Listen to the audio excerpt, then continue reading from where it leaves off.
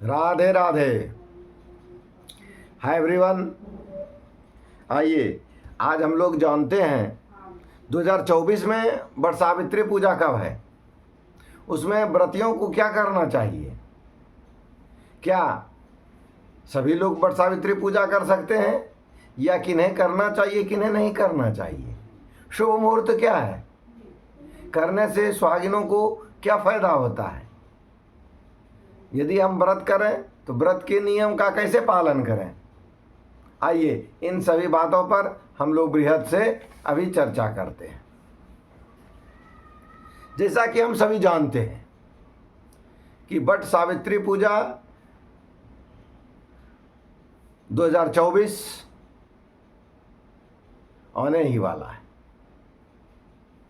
तो हम लोग जानेंगे सबसे पहले कि वट सावित्री पूजा किस दिन है,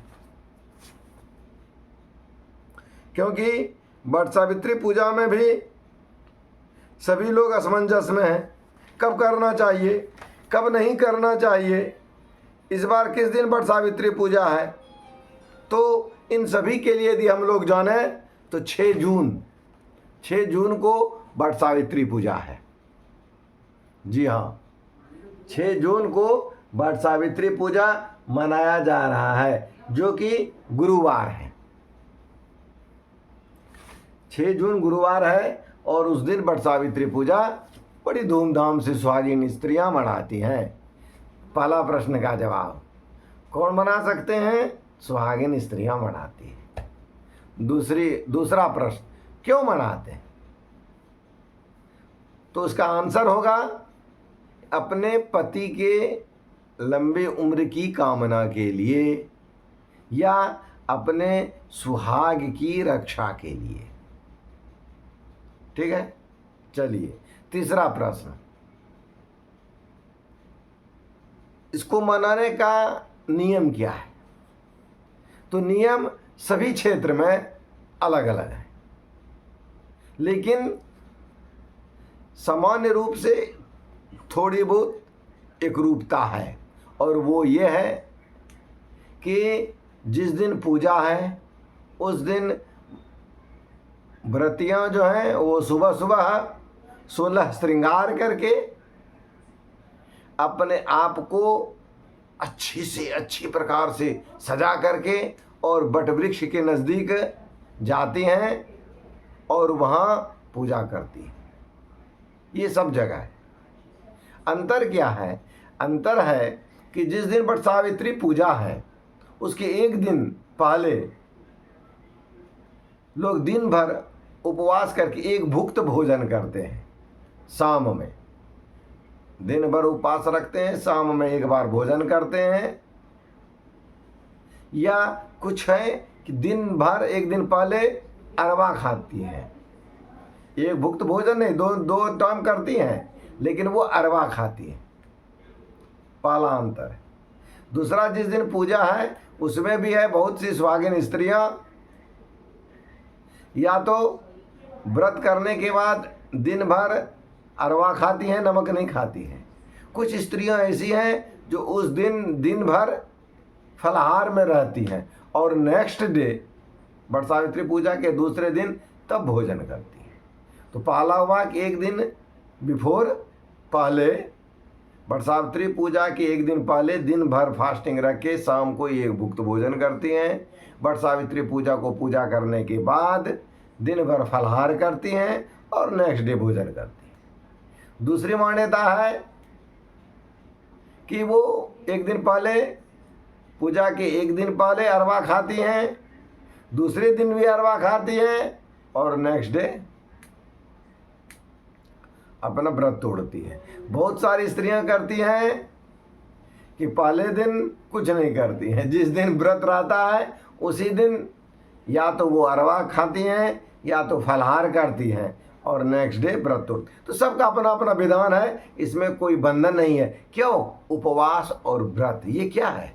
ये मन की शांति है, शरीर का साधन है, शरीर की तपस्या है।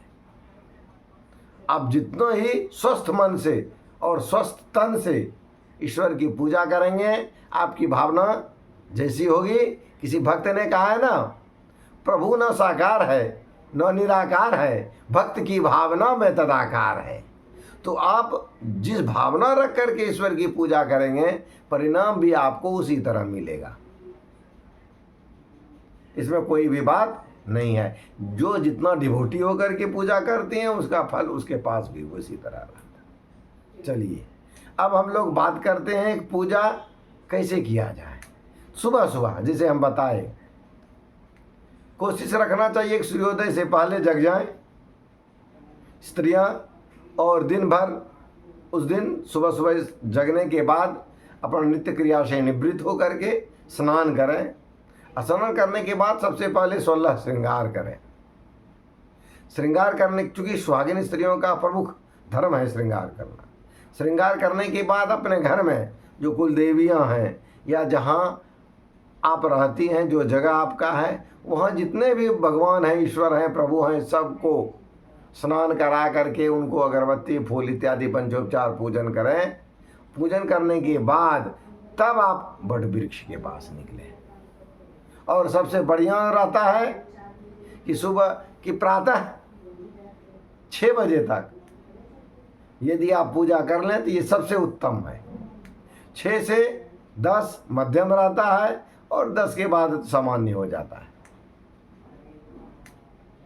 तो आप यदि घर से पूजा करने के बाद निकले, सामग्री क्या क्या लें?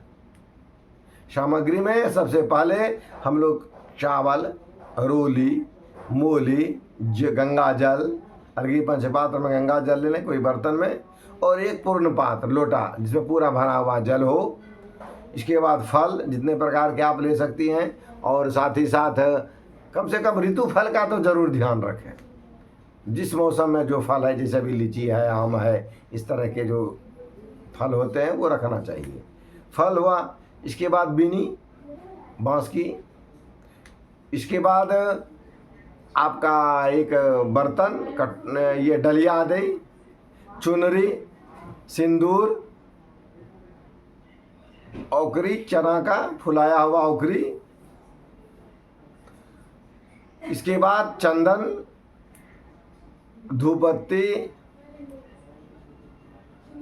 और कुछ खुदरे पैसे, ये सब लेकर के आप, और आरती के लिए कपूर, बाती, दीपक जलाने के लिए बत्ती, कपूर, गोल सुपारी, ये सब आप लेकर के वहाँ पहुँचे। वहाँ जाने के बाद सबसे पहले आप पवित्र हो जाएं, अपने ऊपर जल छीट लें। यदि पंडित जी महाराज हैं तो उनसे आप पूजा करा लें, बस सामान्य नियम। यदि नहीं है, अपने पूजा करेंगी तो एक हाथ में जल ले लें, पैसा ले लें, एक सुपारी ले लें, मन ही मन हिंदी में जो आपकी भाषा हो, जरूरी नहीं है संस्कृत, जो आपकी भाषा हो, मन में संकल्प लें कि हम अपने पति की लंबी उम्र की कामना के लिए, मेरा सुहाग अखंड रहे, इसके लिए मैं आज ये व्रत का अनुष्ठान करती हूँ, और उसके पैसा बगल में रख दें। इसके बाद आप वहाँ पर वट वृक्ष की पूजा करें। बहुत जगह नियम है, सत्यवान और सावित्री का भी अरिपन लगा करके, सिंदूर आदि लगा करके, और सावित्री और सत्यवान जी का पूजा करते। आप नहीं कर सकती हैं तो कोई बात नहीं है, ज़रूरत नहीं है उतना। आप जो भी फल ले गई हैं, सबसे पहले वहाँ जल दें जो आप ले गई हैं, फूल दें, चंदन लगावें, धूपबत्ती दिखावें। इसके बाद जो आप फल ले गई हैं अलग से, एक डलिया में लेंगे, एक अलग से भी रखना है, प्रसाद वहाँ नैवेद्य लगावें। और इसके बाद कच्चा धागा से 5 बार, 11 बार, 21 बार, 108 बार अपने सामर्थ्य के अनुसार राउंड लगावे। घूमने में यदि उतना आपके पास शक्ति नहीं है, 5 बार तो जरूर कर ले। इसके बाद फिर जितना बार घूमे उतने बार वहाँ जल गिराएं जहाँ से आप शुरू किए हैं, वो एक माना जाता है। इसके बाद आप पुनः वहाँ जो सुहागिन स्त्रियाँ, सबसे पहले सिंदूर, इसके बाद सिंदूर लगावें, फिर जो सुहागिन स्त्रियाँ हैं उनको भी सिंदूर दें, फिर मन ही मन सत्यवान और सावित्री जी को जल दें। फिर वृक्ष देवता को जल दें। इसके बाद आप जो ले गए हैं बीनी आदि उससे हुकें, चुनरी ले गए चुनरी समर्पित करें। श्रृंगार का एक डब्बा में श्रृंगार रहेगा, श्रृंगार का भी सामान आप रख दें। इसके बाद यदि आप पोथी ले गए हैं, पुस्तक ले गई हो तो आप अपने पढ़ लें या दूसरे से सुन लें कथा। नहीं है तो कोई बात नहीं है, नहीं भी पढ़ सकती हैं। इतना करने के बाद आप आरती दिखा लें, प्रणाम करके फिर 1 रुपया 1 सुपारी ले करके बोलें मैं इसके लिए यथाशक्ति इस पूजा के निमित्त किसी ब्राह्मण का नहीं भी नाम हो तो मैं दक्षिणा देता हूँ, रख दें। यदि ब्राह्मण हो तो कुछ प्रसाद उनको और वो श्रृंगार का सामान एक दे दें।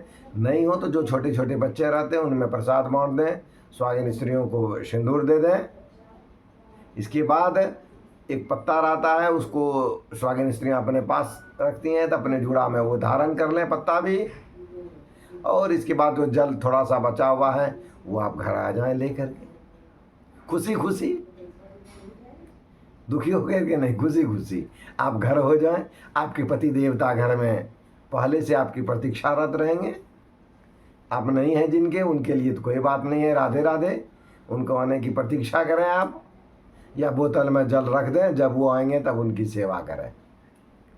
और जिनके हैं पति देवता सामने में, उनका आप जल से पैर से पहले जल से पैर स्पर्श धोएं, फिर उनके ऊपर थोड़ा सा जल दें, प्रणाम करें और प्रभु से प्रार्थना करें कि जिस प्रकार से आपने सत्यवान की रक्षा की और सावित्री के सुहाग को अखंड रखा, उसी तरह से हे प्रभु मेरे भी सुहाग को आप अखंड रखेंगे। इस तरह से मन ही मन वटवृक्ष की आप यहीं से प्रार्थना करें। इसके बाद थोड़ा सा उनको भी पंखा डुला दें, कभी कभी ज़्यादा वो गुस्सा हो जाते हैं, पहले से हवा दे दें उनको। इसके बाद आप आनंद के साथ अपना जो दिनचर्या है उसको करें। जो नहीं जा पाते हैं, ऐसे भी भक्त हैं जो वृक्ष के नीचे नहीं जा सकते हैं, वो अपने घर में ही डाल को मंगाएं और सेम विधि से, जो विधि हम वहाँ बताए हैं उसी विधि से आप लोग यहाँ पूजा करें और हमेशा अखंड सौभाग्यवती रहें। ये मेरे बाबा वैद्यनाथ और राधा रानी से मेरी विनती होगी कि आप सभी स्त्रियां सुहागवती हों। जो जो देखते हों, जो जो इस पूजा को देख रही हैं, नीचे राधे राधे कमेंट्स में ज़रूर लिख दें। मेरी राधा रानी आप लोगों की कन्हैया की तरह अखंड सुहागवती बना देंगी। प्रेम से बोलिए राधे राधे। चैनल को सब्सक्राइब जरूर कर लें।